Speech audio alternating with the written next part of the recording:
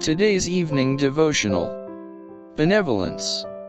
Every man according as he purposeth in his heart, so let him give, not grudgingly, or of necessity, for God loveth a cheerful giver. And God is able to make all grace abound toward you, that yet, always having all sufficiency in all things, may abound to every good work. 2 Corinthians chapter 9 verses 7 and 8. When the hearts of men are softened by the presence of the Spirit of God, they are more susceptible to impressions of the Holy Spirit, and resolves are made to deny self and to sacrifice for the cause of God.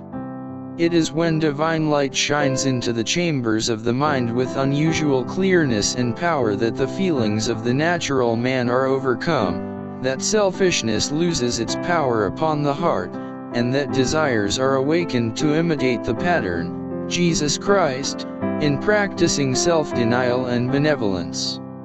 The disposition of the naturally selfish man then becomes kind and pitiful toward lost sinners, and he makes a solemn pledge to God, as did Abraham and Jacob.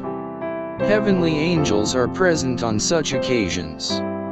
The love of God and love for souls triumphs over selfishness and love of the world. Especially is this the case when the speaker, in the spirit and power of God, presents the plan of redemption, laid by the majesty of heaven in the sacrifice of the cross.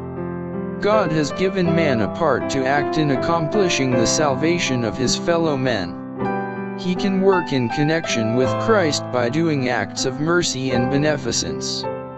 But he cannot redeem them, not being able to satisfy the claims of insulted justice.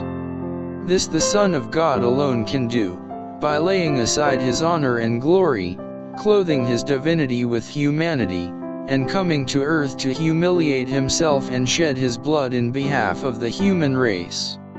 In commissioning his disciples to go into all the world, and preach the gospel to every creature, Mark chapter 16 verse 15, Christ assigned to men the work of spreading the gospel.